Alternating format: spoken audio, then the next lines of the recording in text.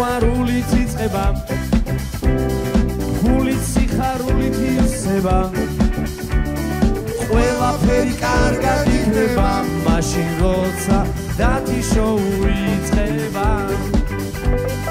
ყველაფერი კარგად იქნება მაშინ როცა დათი შოუ იწყება ალბათონებო და ბატონებო მიესალმეთ ჩვენს წამყვანს დათი ხიმშიაშვილი თუ დღეს სიყვარულით იწყება გულით სიხარულით ივსება ყველაფერი კარგად იქნება მაშინ როცა დათი შოუ იწყება ყველაფერი მაგრად იქნება მაშინ როცა დათი შოუ იწყება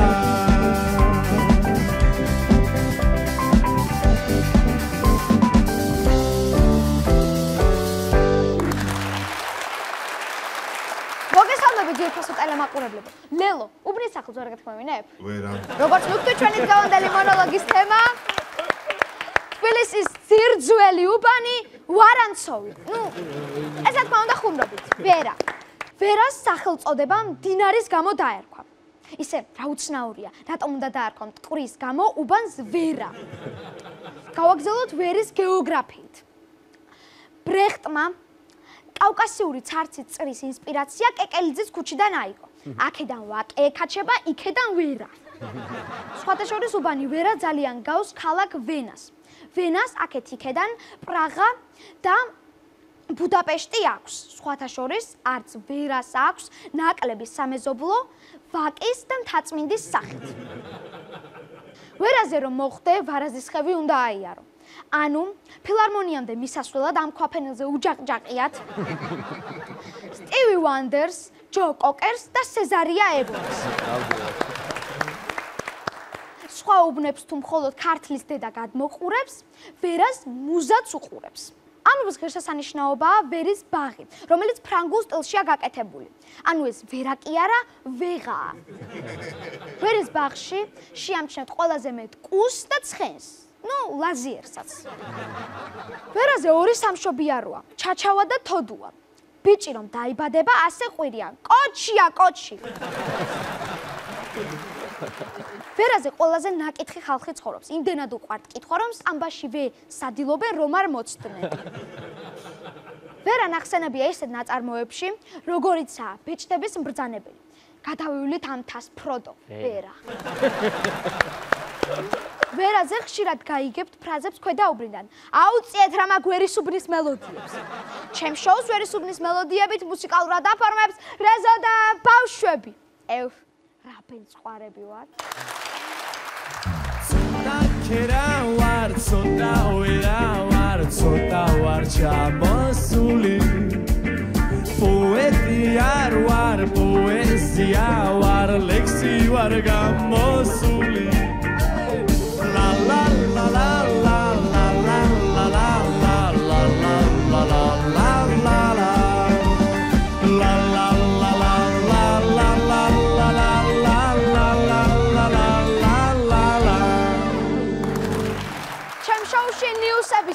შოუში ნიუსების დრო დაგახიარული დათისთვის არაფერი არ არის დამალული სოფლიო ყველა კუთხის სეფსელი ნიუსები დათისგან ეთერშია სიცილის იმპულსები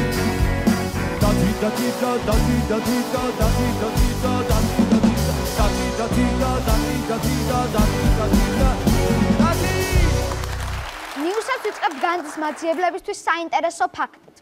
ფლორიდაში 1 მილიონი დოლარის ღირებულების ესპანური საგანძური იპოვეს. აი თურმე სადამ ეკარგა ჩემი ესპანური საგანძური. აი ესპანელებო, რომ არ გყავდათ 16 ალყაიშვილი, ამიტომ დაკარგეთ საგანძური. ჩვენ გყავდა და შევინარჩუნეთ. თუ ძალით გადაწყვეტენ, ვის დარჩება საგანძური, ან ილია თოფურიას დარჩება, ან შერაზადაშვილს. შემდეგი ნიუსი მათთვისაა, ვინც ფიქრობს, რომ გემს აუცილებლად უნდა ჰქონდეს ძრავი. ეგვიპტელმა სტრონგმენმა გემი კბილებით გაწია. მე კიდევ ბებია ჩემი მეუბნება თხილი არ გატეხო კბილებით, კბილები გაგიფუჭდებაო. სტრონგმენმა გემის კბილებით გაწევის შემდეგ განაცხადა. მე დავიან გახადებული ვარ, რომ დავიან დიდი მადლობა ყველაფერს. ამ რეკორდის დამყარების შემდეგ ამ მამაკაცთან ხეობს დენტი მივარდა ჩვენი სტომატოლოგიური კლინიკის სახე გახდა. შემდეგი ნიუსი ფრინველთა კრიმინალს ეხება. ინგლისში დაიჭირეს გედი, რომელიც სხვა ფრინველებს ახრჩობდა. გაერკვა, რომ ამ გედს თურმე ოტელო ერქვა. სხვა ფრინველებთან მიდიოდა გედი და ეუბნებოდა გედის სიმღერა იმღერებს და ისინი არ მღეროდნენ და ესეც ახრჩობდა. ამას იმიტომ აკეთებდა გედი, რომ თავისი 6-ეული ყავდა და ვინც კითხვაზე პასუხს ვერ გაცემდა, იმათ ახრჩობდა. ამ გედს 6 წელი დაძდევდა სკოტლანდიარდი და ძლივს დაიჭირა. და დღეისათვის ბოლო ნიუსი. იაპონელმა მამაკაცმა 100 მეტრზე 4 კიდურით სირბილში რეკორდი დაამყარა. ბოლოს ხარაკერი გაიკეთა, ნუ მაინც იაპონიაა რა. მამაკაცმა განაცხადა, უფრო სწრაფადაც გავირბენდი, ზემოდან ჟოკეი რომ არ შემომჯდარიყო. ეს კაცი მანამდე 4 კიდურით დადიოდა. შემდეგ მიუსაფარ ცხოველთა სამსახური გამოეკიდა, უცებ ააკრიფა სიჩქარე და რეკორდი შემოეხსა. ვატყობ ეს კაცი შემდეგ წელს ბახმაროს დოხს მოიგებს და მადონას სერვის საჩუქრებს. ეს იყო დღეისათვის ბოლო ნიუსი. ახლა გადავიდეთ ჩემს შემდეგ რუბრიკაზე ნიუსებში ერთი სიტყვის ჩამატება. დათი შოუს ტემპი ახლა აჩქარდება. თქვენი მოლოდინი ისევ გამართლება. მონოლოგის შემდეგ დათი გაწევდება. ნიუსებში იწყებს სიტყვის ჩამატება.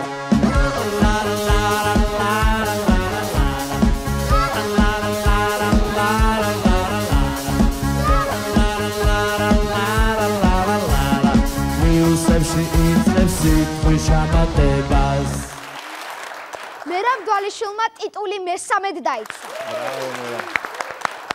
პირველი ჩამატება. მერაბ დვალიშვილმა ტიტული დღეს მესამედ დაიცვა. ნახეთ რა მაგარია? მერაბ დვალიშვილმა ტიტული ლაზიერისგან მესამედ დაიცვა. ნახეთ რა მაგარია? მერაბ დვალიშვილმა ტიტული სელჩუკებისგან მესამედ დაიცვა. ლივერპულში მამარდაშვილის დებიუტი შედგა. ნახეთ რა მაგარია? ლივერპულში მამარდაშვილის დებიუტი ბითლზებში შედგა. ლივერპულში მამარდაშვილის დებიუტი თავდასხმაში შედგა. საამაყო ჩამატება. ლივერპულში მამარდაშვილის დებიუტი ანშლაგით შედგა. პარიზში ატმის ხეები დარგეს. ნახეთ რა მაგარია? პარიზში ატმის ხეები ჩუმლაყელებმა დარგა. ეს ყველაზე მეტად მოუხდა. პარიზში ატმის ხეები მუშკეტერებმა დარგეს.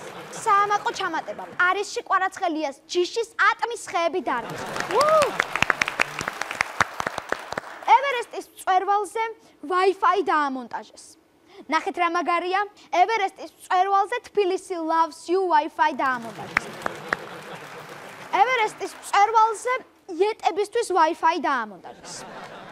ევერესტის მწვერვალზე ყინვაგამძლე Wi-Fi დაამონტაჟეს. წარმოსადგენი ჩამატება.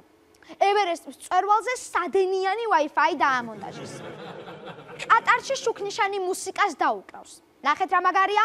ყატარში შუქნიშანი შუბერტის მუსიკას დაუკრავს. ამ ჩამატებაზე ბიჭებო, ყურადღებით იყავით. ყატარში შუქნიშანი რეზოს მუსიკას დაუკრავს. ყატარში შუქნიშანი მუსიკას შაბაშებზე დაუკრავს. ყატარში ბიონსეს შუქნიშანი მუსიკას დაუკრავს. იაპონიაში მატარებელმა 1 წუთით დააგვიანა.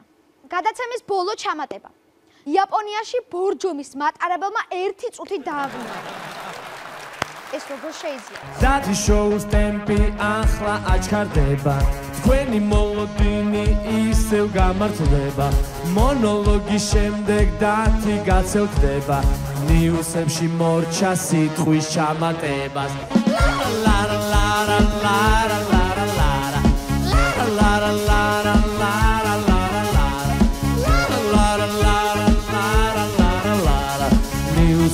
მორჩა სიტყვის ჩამატებას ჩვენი დღევანდელი სტუმარია მუსიკოსი და მომღერალი ბატონი თემურ თათარაშვილი ღირსების ორდენის მფლობელი არტისტი მაგარი ფილარმონიის წინ ვარსკვლავი კაშკაშა ბრწყინავი ოქროს ტალღის საუკეთესო მომღერლის ტიტული დათის დღევანდელი სტუმარი თათარაშვილი თემური დათის დღევანდელი სტუმარი თათარაშვილი თემური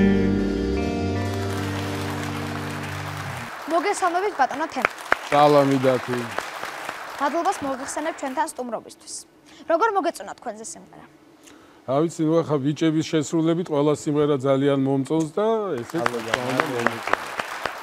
რომ იცოდეთ ჩვენ სხვა დროსაც გვინდოდა თქვენი დაპატიჟება მაგრამ მაინც შემოდგომაზე დაგპატიჟეთ თათარა მაინც და ბატონო თემო თქვენ ინტერვიუში ნათქვამი გაქვთ რომ როგორც კი ენა მოიდგით მაშინვე სიმღერა დაიწყეთ და რომელი ნოტი იყო პირველი ნოტი არ მახსოვს მაგრამ ენა ამოვიდგი ძალიან გვიან 4 წლის ვიყავი ლაპარაკი რომ დავიწყე მანამდე საერთოდ სიტყვას ვერ ვამბობდი და აი დავიწყე ლაპარაკი და ეგრევე სიმღერაც დავიწყე მე მეგონა რომ პირველი ნოტი იქნებოდა დო ესე მგონია რომელი ოქტავის ეგ არის საკითხი რომელი ოქტავის კაი ვინ გასწავლოთ სიმღერა ნუ ბავშვობიდან დედა მიმღეროდა ხოლმე და დედისგან წავმივიდა ეს ნიჭი და მუსიკალური განათლება კი მაქვს შვიცლედი მაგრამ ნუ მაინც სახში ვისწავლე მადლობას ვუხდით ამ ადამიანს რომ ასეთი მომღერალი აჩუქა დიდი მადლობა დიდი მადლობა გავგრძელოთ თქვენი საესტრადო კარიერით როგორ იყო თქვენი პირველი კონცერტი რომ გაიხსენოთ ო პირველი კონცერტი მახსოვს ვიყავი შენზე ცოტა პატარა ალბათ და ხელმძღვანელმა მითხრა რომ უნდა მოხვიდეო კონცერტზეო შორტებითო მე არ მივედი შორტებით მივედი გრძელი შარვლით და რომ ღეროდი შემეშალა ტექსტი და დავიწყე ტირილი უკვე კურისში რა თქმა უნდა და მოვიდა და მეუბნება რომ იცი რატო შეგეშალავ შორტებით რო არ მოხდა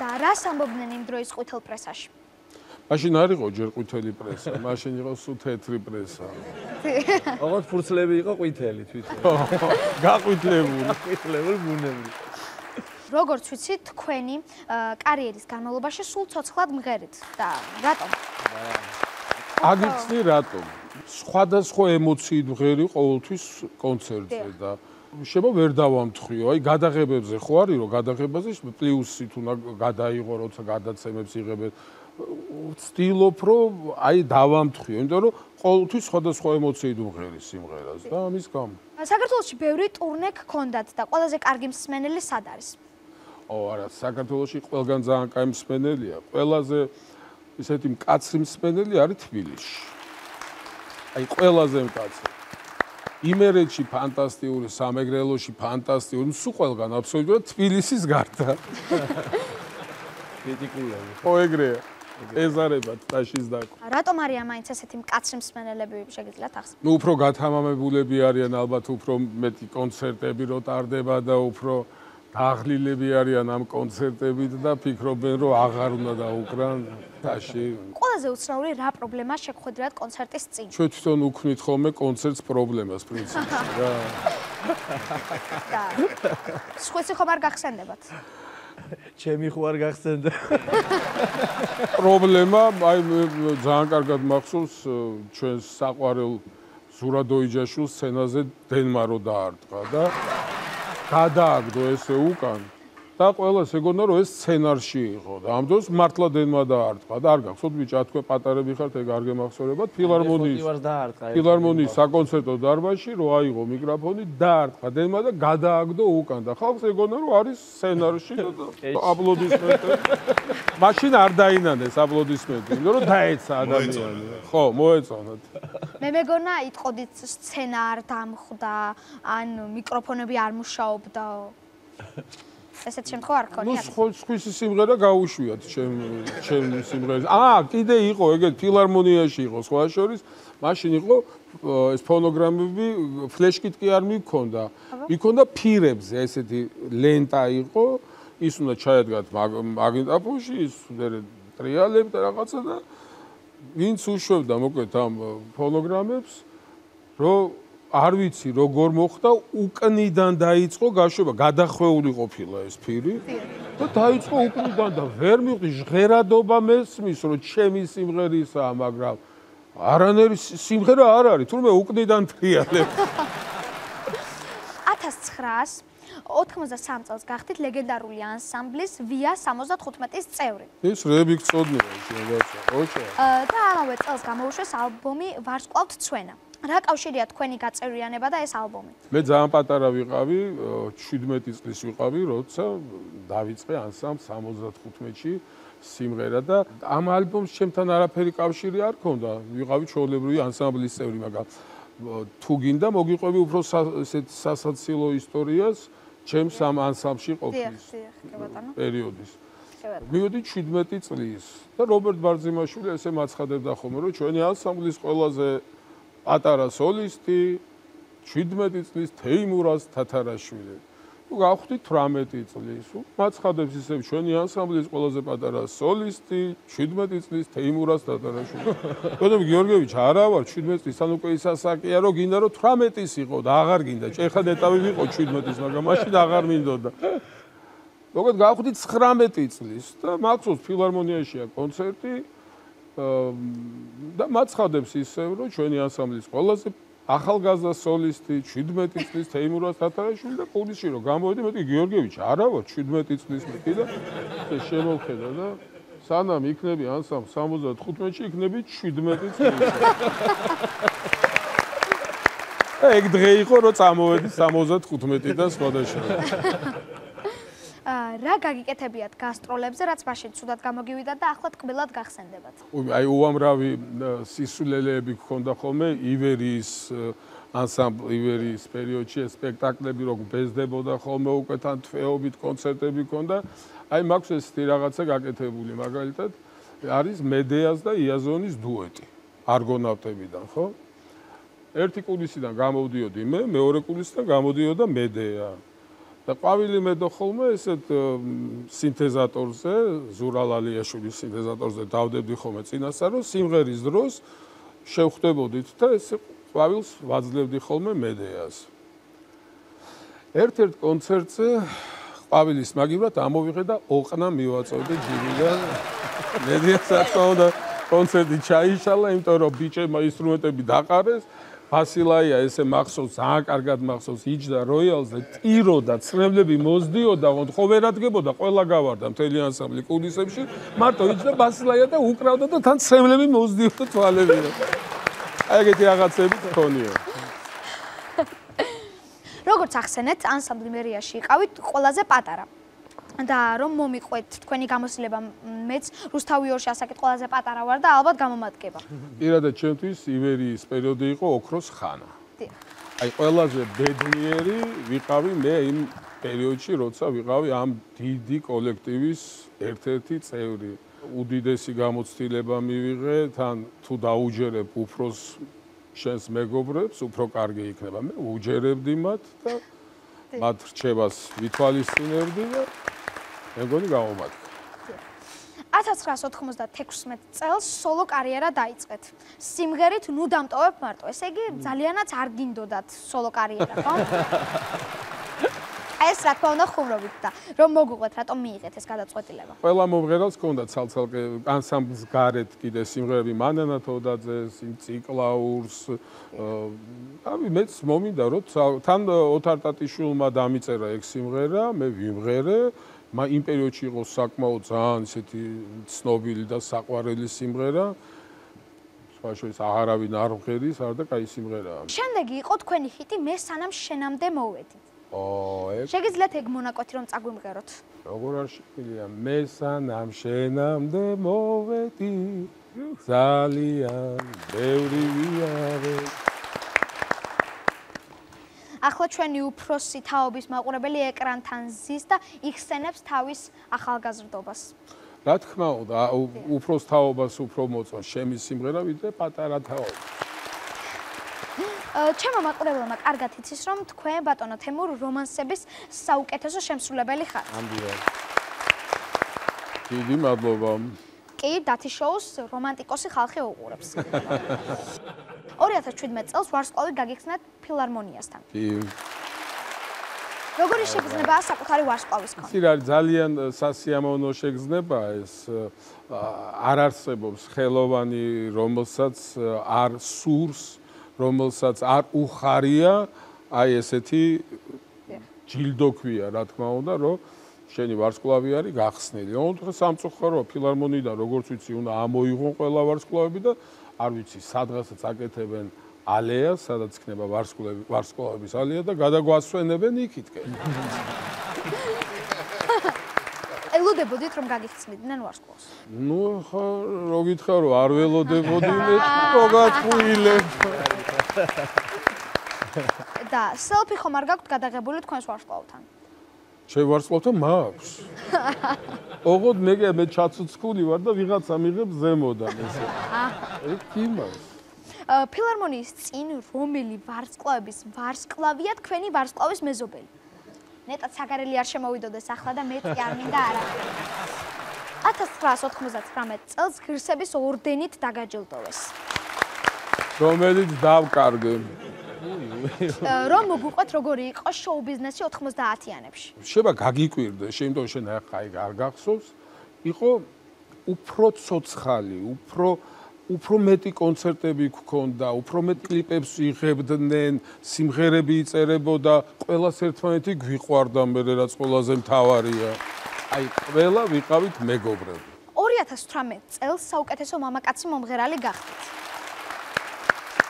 ანუ უკან მოიტოვეთ ჯასტინ ტიმბერლეიკი, ედ შერანი და ჰარი სტაილსი. იმდენჯერ ყევარ იმათ მოტოვებული, რომ ერთხელ მე მოვიტოვო რა მოხდა. ძალიან კარგი მიღწევაა სხვათაშორის.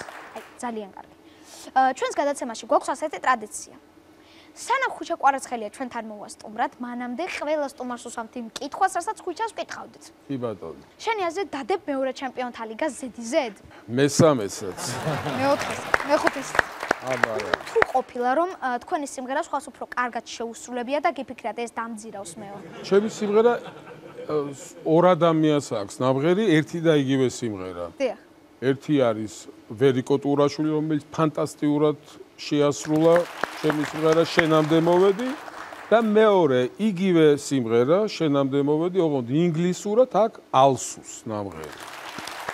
და სხვადასხვა იმისი არანჟირება გააკეთა Quincy Jones-მა. ვისთან დუეტი გეკომფორტულებათ ყველაზე მეტად და ვისთან არა? მოდი ვიტყვი ვისთან მეკომფორტულება. არა, ეს არის მაია არა ვერ ვიტყვი. არ არსებ. კაი ვიტყვი. მეკომფორტულება ჯაბუა, კაპანაძე, ეკაკვალიაშვილი, არ მეკომფორტულება ლექსენკა. ადრე ვიცი რომ დისტანციური მიკროფონები არ იყო და კაბელში თუ გაგხლართვიათ ფეხი. კი, ბევრჯერ. ტექსტის დავიწყების შემთხვევაში რა მეთოდებს იყენებთ? ლოღლოღებ ვითომ სხვა შორის ისე გამომდის რომ ვერც იგებენ რომ ტექსტი დამავიწყა. რაღაც სიტყვებს რაღაც მივაბავ, მოვაბავ და მორჩება. ისე გადავა რომ ვერ იგებენ. ბანაობისას თუ მღერეთ? ბანაობის. სამსახურის საქმე სახში არ მიგაქვთ? არა, ეგ რა ვიცი, ყოფილა რომ მიმღერია აბაზანაში, აი თქვა ჩაწერაზე მივდივარ და ვანაობ ხო და ის სიმღერა რაც უნდა ჩავწერო, აი მას ღიღინებ ხოლმე, ხო მთელ ხმაზე არა. გასაგებია. თუ ყოფილა შემთხვევა რომ სადმე სუფრაზე გეპატიჟებოდნენ და ამის გამო სპეციალურად მალე დაგიმთავრებიათ კონცერტი? არა. კონცერტი უნდა ჩავამთავრო ბოლომდე და მერე წავალ იმ სუფრაზე. რაში გამოგიყენებიათ თქვენი მომღერლობის ნიჭი? ნიჭი, აჰა, ვარსკვლავი რო გამიხსენს, მაგაში გამოვიყენე. რაში უნდა გამომეყენებინოს მომღერლობის ნიჭი? აი, მაგალითად უნივერსიტეტში საგანით ჩაგიბარებიათ. რამდენჯერაც გინდა. პირველ კურსზე ვარ და არის ხაზველობითი დიპჩათვლა, ვამთავრებ ხაზვას. არ მჭირდებოდა ხაზვა, მაგრამ ნუ პირველ კურსზე უნდა ჩაგვებარებინა ეგ აუცილებლად. რა თქმა უნდა, არ ვიცი როგორ უნდა დავხაზო, თვითონ ნახაზი მაშინ ღირდა 10 მანეთი. 10 წალი დავახაზინე ვიღაცას, გადაუხადე 100 მანეთი და მოვედი 60-ზე, რომ მივედი. აიღო ესე ამ ჩემმა ლექტორმა და ესო შენი დახაზული არ იქნება და გააქანდა ფანქრით 10-ვე გახვრითა. აი გამწარებული, გაბრაზებული, ავედი ინსტიტუტის პარტკომთან. მე ვთქვი, აი ესე გამიკეთა მეთქი, თან მღეროდი უკვე მე ამ პოლიტექნიკური ინსტიტუტის ორკესტრში და იქ ჩემი ფიზიკა, მათემატიკა არავის არ აინტერესებდა, მთავარი იყო რომ მე მღერა რომ უნივერსიტეტთან შეჯიბრება იყო იმ სასოფლოსთან, სხვა, ну ჩვენი პოლიტექნიკური ყოველთვის იყო ხოლმე წარმატებული, მოკლედ რა. ხო მოიცადეო ურეკავს კათედრის გამგეს. ჩვენი მომღერალი როა წვიმაო. წვიმას მეძახდნენ გპ-ში, რომ ჩემი პირველი სიმღერა იყო წვიმა, ეკა კვალიაშვილის დაწერილი სიმღერა. წვიმა რო არისო, ხო იცი, კიო. ჩემმა ლექტორმა გაუხრიტავდა. ხო იცი რომ ეს არის დამხაზველი არ არისო. ამოვიდეს ჩემთანო. ავდივარ ეხა კათედრის გამგესთან და ვინ არის შენი ლექტორიო? ნუ გვარს არ დავასახელებ, მეთქი ესა და ეს. გამოიძახა, შემოდის და ეუბნება. შენ გაუხრიტეო ამას 10 ნახაზიო? კიო. ხო და დახაზავ და მე უნდა ჩაგითვალო ამის ნახაზები და დაახაზინა. მოკლედ ესე ჩემი წვიმა სიმღერით გადავრჩი დიბჩათლის არ ჩათვლას. ხო. ეგრე დავამთავრე, ოღონდ 16 წელი ვსწავლობდი, იმიტომ რომ არ მიშვებდნენ ინსტიტუტიდან, მეუბნებოდი გამიშვით და ისე ვიმღერებ, არა რომ გაგიშვათ, მე აღარ იმღერებ და ესე მომიწია 16 წელი სტუდენტური ციგნაკი ციაგები. ძალიან დიდი გამოცდილება გაქვთ და რა სიტყვით ჩემს შოუზე? ძალიან კარგი ბიჭი ხარ. ბევრჯერ მაქვს ნანახი შენი შოუ. რო არ მომწონებოდა არც მოვიდოდი აქ. ვერ დამაძალე. და ბოლოსთვის ჩვენ გვაქვს ასეთი ტრადიცია. ყველა სტუმარი რაღაცას მასწავლის და იქნებ თქვენც რაიმე მასწავლოთ ან მირჩიოთ. გირჩევ ხა და გასწავლი. ნუ ნერვიულობ, როდესაც მიყავს გადაცემა. ერთსაც გეტყვი, მე ყოველთვის ნერვიულობ, ჩემი ყოველი აი კონცერტი, პატარა კონცერტია, დიდი კონცერტია, არა აქვს მნიშვნელობა. ყოველთვის ნერვიულობ, ოღონდ ცოტა უნდა ინერვიულო, ძალიან არ ინერვიულო. თავისუფლად მიღები, რომ კარგად გამოგდი ზალია. აქედან ისე ვერ გაგიშვებთ ერთი სიმღერა რომ არ შეგვისრულოთ და რა შეგვისრულებთ? გიმღერებ ცოტა უკვე აცივდა, მაგრამ მაინც საზაფხულო სიმღერას გიმღერებ, რომელიც ალბათ არ გაქვს მოსმენილი ახალი. სახელები ბათუმში. გემშვიდობები, ჩვენ შევხვდებით ზუსტად ერთ კვირაში შაბათს 15 საათსა და 30 წუთზე.